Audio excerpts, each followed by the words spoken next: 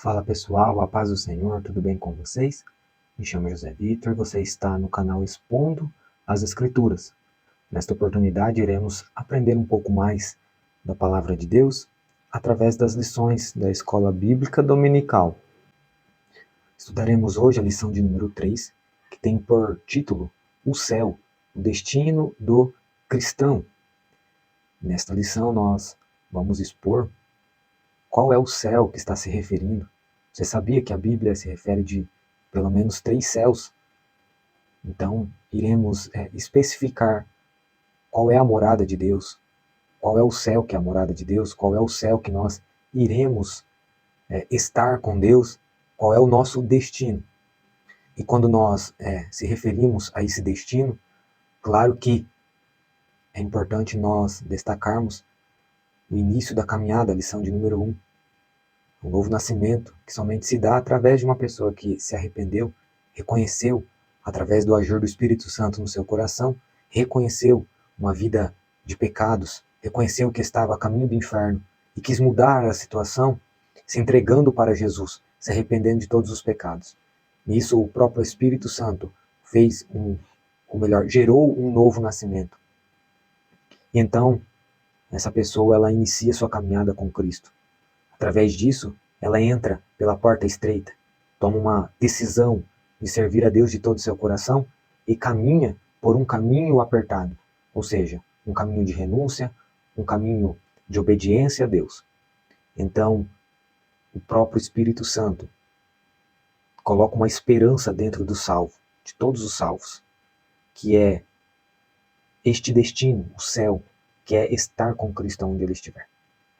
Então, esta lição, ela é um complemento, ou melhor, ela é a consequência, o céu é a consequência de todos aqueles que se arrependem, que declarem sua total confiança em Jesus, que vivem uma vida de santificação, de renúncia, de obediência.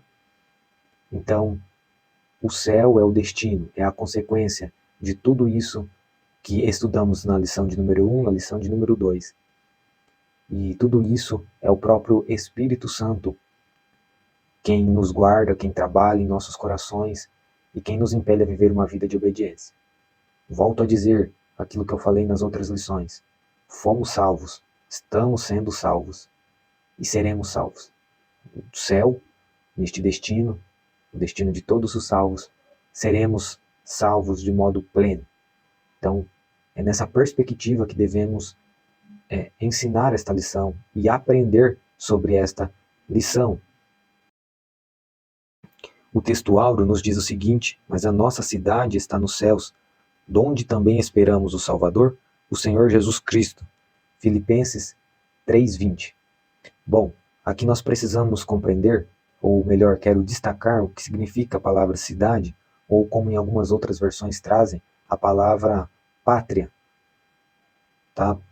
A palavra aqui então, cidade ou pátria, ela vem de uma palavra no grego politeuma, que significa uma cidade que transmite padrões e direitos. Então aqui se refere à posição celestial dos crentes, em contrapartida com o contexto da cidade de Filipos. A cidade de Filipos era uma colônia romana, ou seja, eles se beneficiavam dos direitos de um cidadão romano, porém precisavam seguir os costumes, seguir as leis romanas, para que eles pudessem ter é como se fosse uma via de mão dupla. Nós seguimos as suas leis, nós seguimos os seus costumes, nós veneramos César como Senhor, o imperador César como rei, como Senhor, e vocês nos protegem, e nós se orgulhamos de ter essa posição diante das pessoas. Aqui abro um parênteses para explicar isso para vocês. Lembrando que na época de Jesus, no primeiro século, Roma era o que detinha o poderio militar, o que detinha todo o poder ali, claro, se referindo às nações, se referindo ali, por exemplo, os judeus estavam sob o jugo de Roma. Então, devemos entender que Roma é o que comandava, naquela época, a população, pelo seu poderio militar. Então, é uma via de mão dupla que acontecia aqui. Tá? Era uma troca. Porém, Em contrapartida, Paulo ele está ensinando aos salvos, aos crentes em Filipenses, que eles deveriam não colocar sua lealdade ou transparecer sua lealdade ou ser leal, propriamente dito, ao próprio César. Eles não deveriam ser leais ao imperador romano. Eles devem ser leais ao Senhor Jesus Cristo. O Senhor deles não é César. O nosso Senhor hoje não é o presidente da República, não é os governadores, não é ser humano algum. Para nós, o nosso Senhor, quem detém todo o senhorio sobre nossa vida é o Senhor Jesus Cristo. Ele é o nosso Senhor. Nós devemos lealdade ao Senhor Jesus. É isso que Paulo está falando aqui, escrevendo, registrou para a igreja de Filipos. Vocês devem lealdade ao Senhor Jesus, e não a César, e nem a Roma. Vocês não devem seguir os costumes romanos. Não devem seguir as leis de Roma. Vocês devem seguir as leis do céu, os costumes do céu, porque a cidadania de vocês é celestial. A condição de vocês é celestial, não é deste mundo, não é deste reino. Esse agir de vocês deve evidenciar que a cidadania de vocês está no céu, pelo status e o estilo de vida do céu, que foi gerado em vocês. É isso que Paulo está dizendo. E é isso que nós aprendemos. Nós fomos gerados pelo Espírito Santo, pelo céu. Nós não fomos gerados. Fomos também gerados naturalmente, mas fomos gerados de novo pelo céu, pelo Espírito Santo. Diferentemente dessas pessoas que estavam em Filipos, que foram gerados naturalmente, somente. Mas aqueles que foram gerados naturalmente e gerados espiritualmente pelo próprio Deus, pelo Espírito Santo, que nasceram novamente, a cidadania deles não está nessa terra. Não está nessa terra, está em Deus, está na Nova Jerusalém, está no céu. Somos cidadãos do céu. Então é este céu que nós esperamos, sermos salvos de forma plena. Lembra o que eu sempre digo? Fomos salvos, estamos sendo salvos e seremos salvos. A palavra que esperamos, ela vem do grego apekdekomai, que significa aguardar ardentemente, alimentar uma expectativa de forma intensa, nem que dure um longo período de tempo. Ou seja, Paulo está ensinando que nós temos lugar de habitação eterna garantido. Temos direitos e benefícios garantidos e, acima de tudo, uma esperança garantida de alguém que nunca falha, não erra. É o próprio Deus que cumpre com fidelidade aquilo que Ele promete. Paulo está falando, é daí que vocês devem esperar o seu Salvador, o Senhor Jesus. E esperar é esperar de forma intensa. É esperar de forma vigorosa, tendo a certeza que nem que demore algum tempo, mas nós estaremos com o Senhor Jesus. Então, é importante entender essa questão de que nossa cidadania está nos céus. Pode ser que nós tenhamos um status privilegiado nessa terra, uma cidadania sim nessa terra. Devemos seguir leis dessa terra que não contrariem as leis de Deus, claro, devemos. Embora haja costumes que nos cercam deste mundo. Entretanto, nós devemos seguir os padrões do céu. E esses padrões estão descritos na Bíblia Sagrada, estão descritos nos 66 livros do cânon da Bíblia Sagrada. Precisamos nos atentar mais no que a Bíblia nos ensina e procurar viver na dependência do Espírito Santo, porque nós temos um destino e esse destino é o céu. Não é ficar nessa terra, nós temos um destino. A verdade prática diz: o crente deve viver a vida cristã com a mente voltada para o céu, com a sua legítima esperança. O nosso gozo completo será completo quando estivermos com o Senhor. Quando nós vivermos junto com o Senhor, veremos como Ele é. Estaremos com Ele. Teremos um corpo semelhante ao dele. A leitura bíblica em classe está em Filipenses, capítulo 3, versículo 13 e 14, versículos 20 e 21 e Apocalipse 21, do 1 ao 4. Eu não vou ler para ser objetivo aqui o vídeo, mas se você puder ler em casa, leia esses versículos. Tá? O 13 e o 14, Paulo está falando sobre não olhar para trás, olhar para frente, olhar para um alvo. Ele tem um alvo, ele recebeu um prêmio, todo salvo recebeu um prêmio, uma dádiva de Deus. Então nós temos um alvo que é o céu. No versículo 20 e 21 eu expus pelo texto áureo está o versículo 20. No 21, está falando sobre o arrebatamento, teremos um corpo transformado.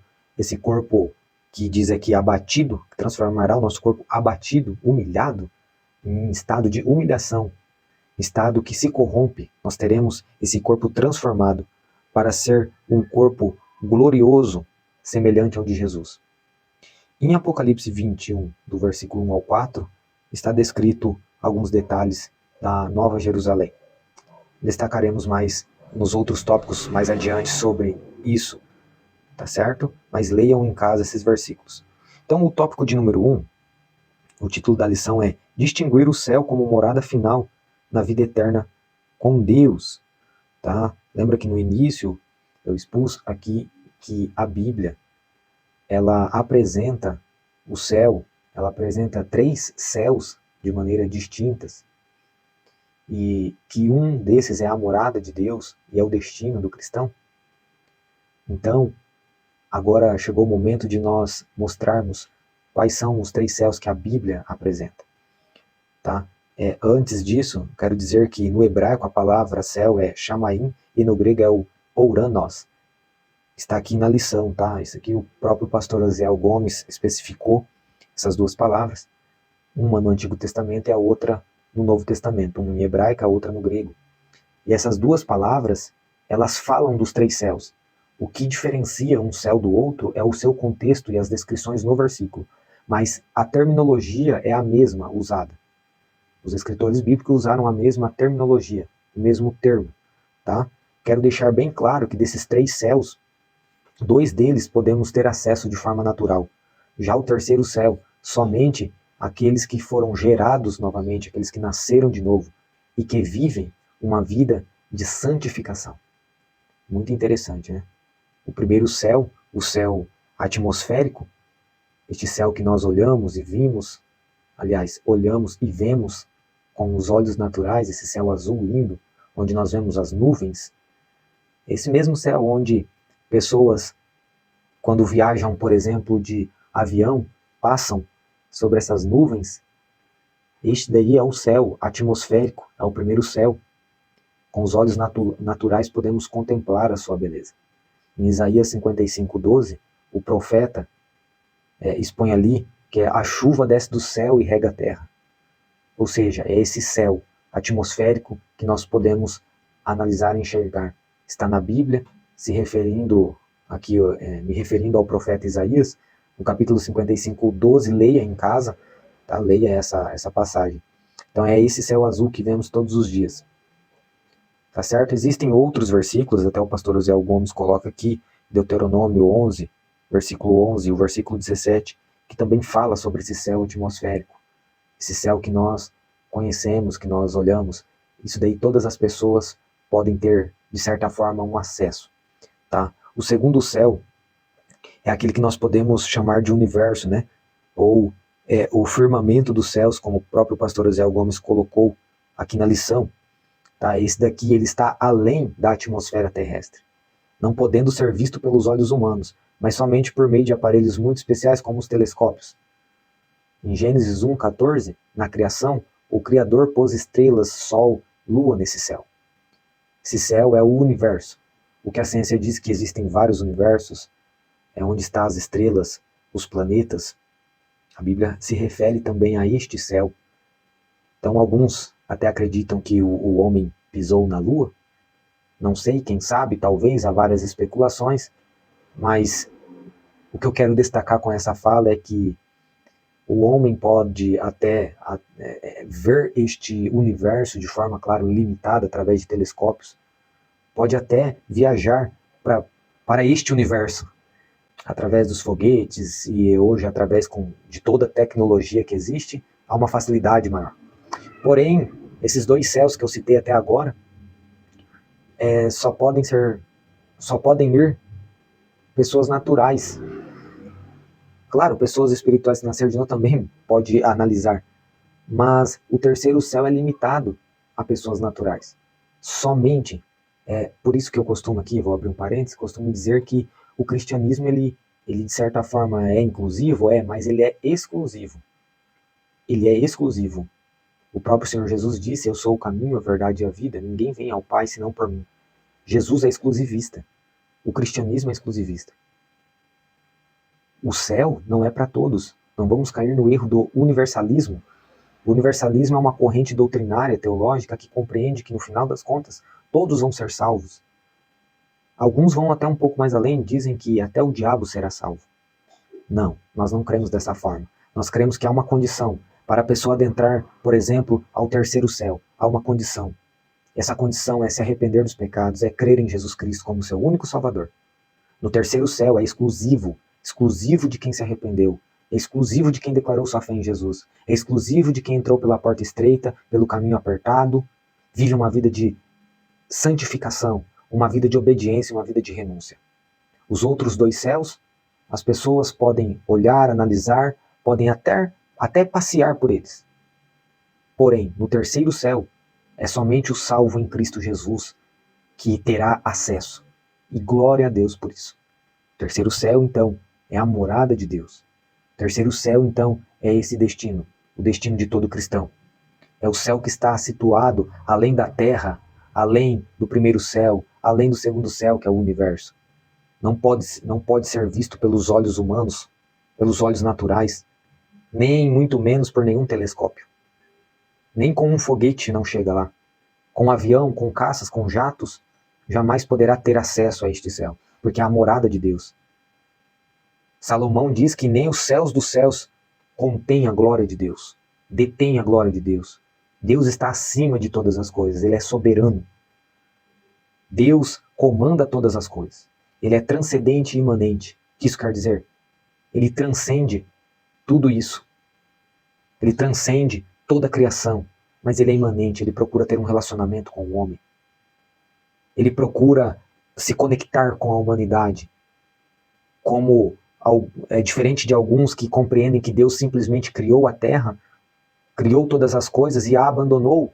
Não, nós cremos num Deus que criou todas as coisas e não nos abandonou, está no controle de todas as coisas. E glória a Deus por isso, Deus é soberano.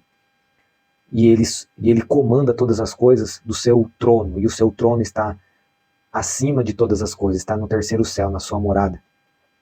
Na Bíblia, Paulo foi arrebatado ao terceiro céu, isso está em 2 Coríntios, capítulo 12, versículo 2 e 4.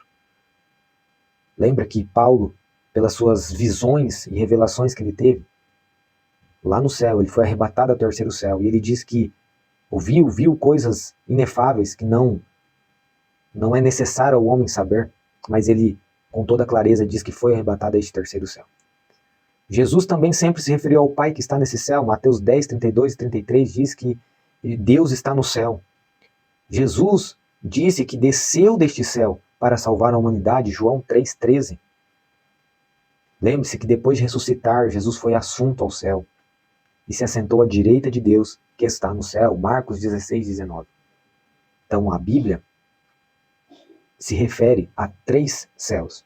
Repetindo, o primeiro é o céu atmosférico, esse que nós vemos, que rega a terra com a chuva, que tem este céu lindo azul. O segundo céu é o firmamento ou o universo. É onde eu citei um versículo lá da criação, Gênesis 1,14, em que Deus pôs as estrelas, o sol e a lua. É o universo. 3, ou melhor, terceiro céu, é a morada de Deus e o destino de todo salvo. Glória a Deus, nós iremos para este lugar, esse céu que é o alvo do cristão. Esse alvo é concedido pela cruz. Glória a Deus. Através do convite soberano de Deus, por intermédio do sangue do Cordeiro imolado na cruz. Esse é o alvo de todos que morreram para esse mundo.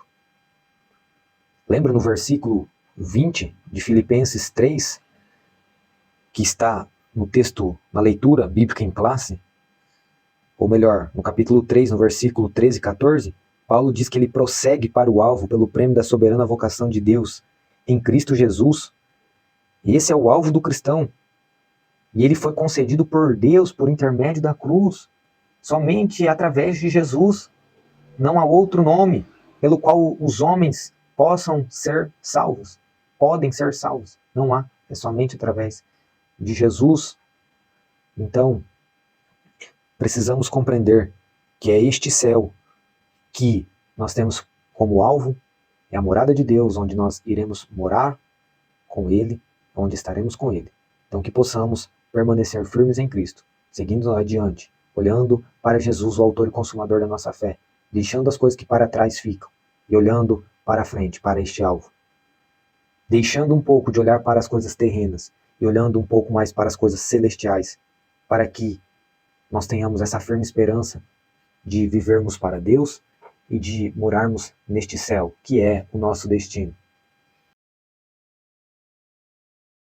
No tópico de número 2, o objetivo da lição é apresentar o conceito de céu conforme o livro do Apocalipse.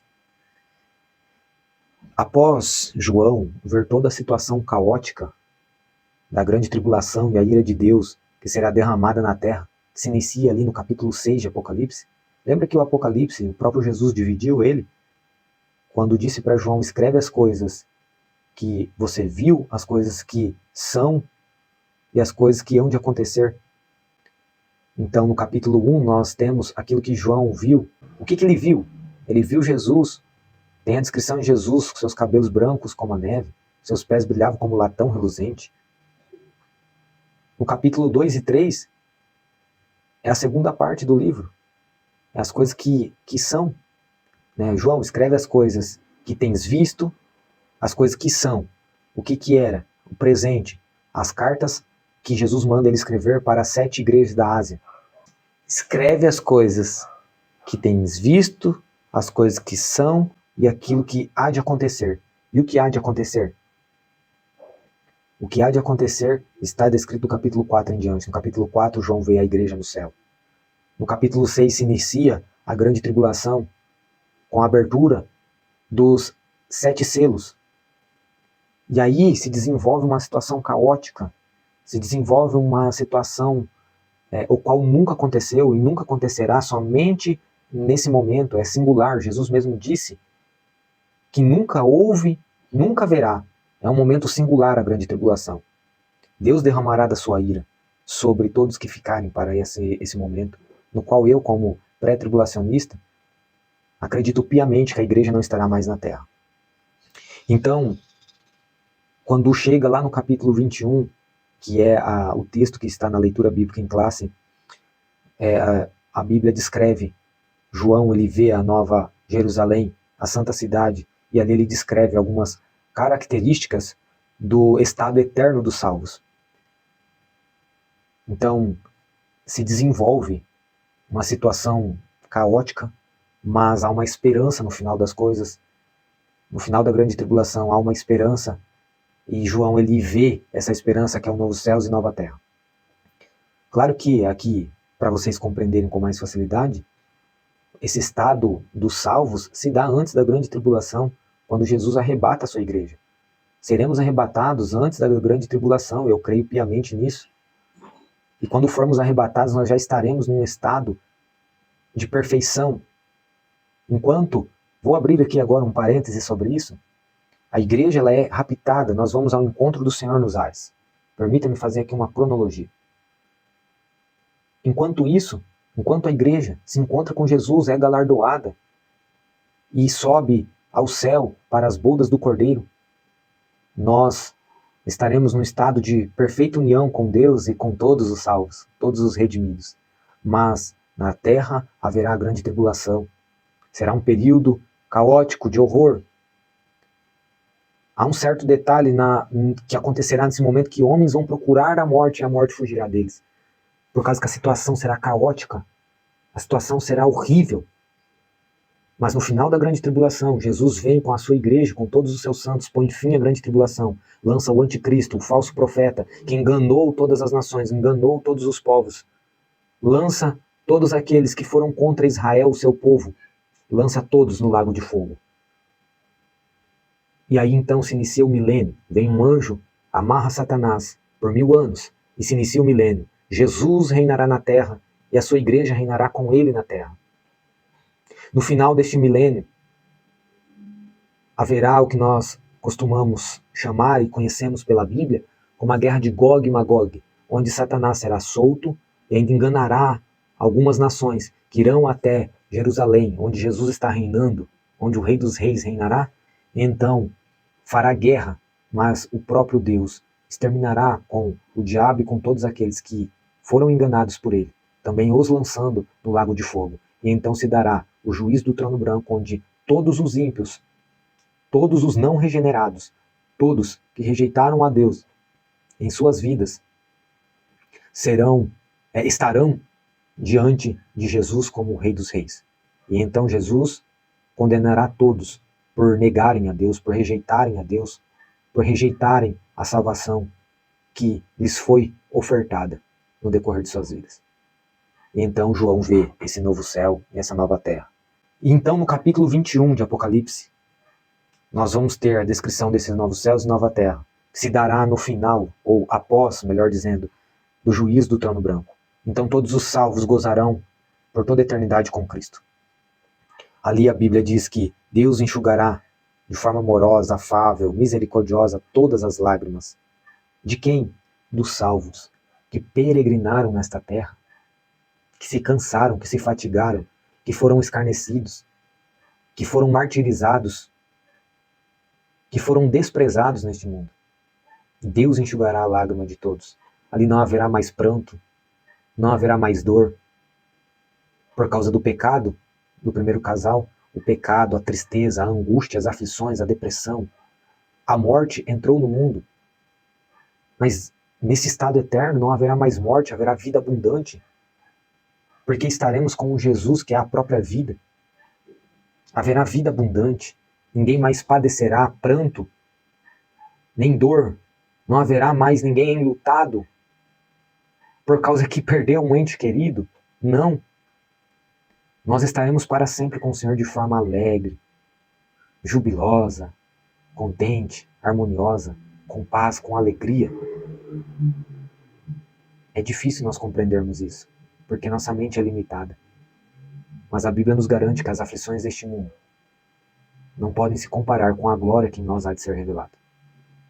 É algo que transcende nosso conhecimento, mas é algo vivo e eficaz, verdadeiro. É uma promessa do próprio Deus. Jesus disse que viria e nos buscaria e nos levaria para Ele. Ele disse que subiria e prepararia para nós lugar. E é isso que o Senhor fez e fará.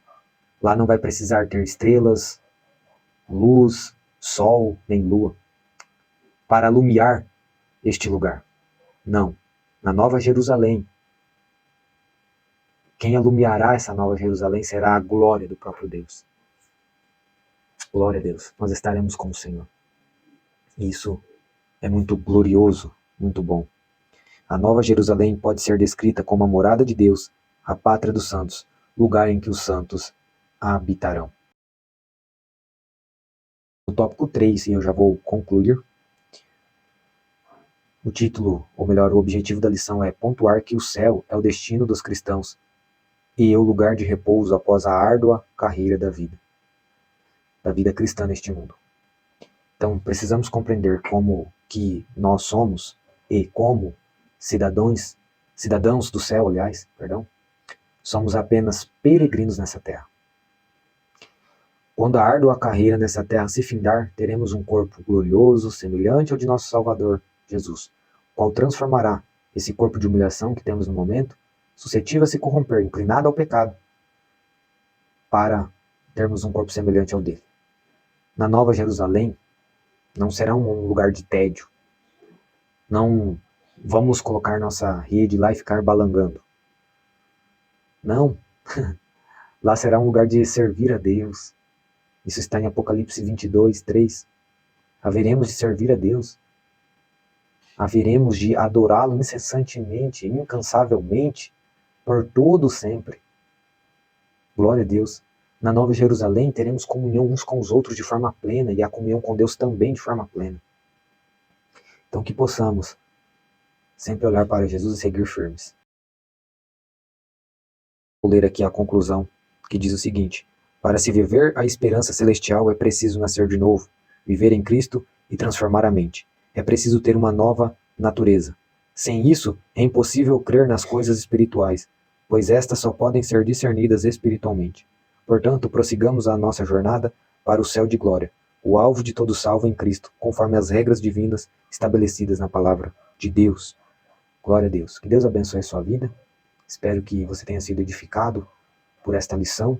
Acompanhe com a lição da Escola Bíblica Dominical. Se você não tem, você pode adquirir lá pela CPAD. Se você tem, leia, para que você tenha uma abrangência melhor sobre o assunto, de conhecimento sobre o assunto. Então que Deus abençoe sua vida, sua família, sua casa, e que possamos olhar para Jesus como nosso Senhor e Salvador todos os dias. Amém? Compartilhe este vídeo, curta, siga o canal e compartilhe com os seus amigos, compartilhe com alguém que às vezes está fazendo um serviço, alguma coisa em casa, pode colocar um fone de ouvido e ouvir e ser edificado. Que Deus abençoe a vida de todos. Amém.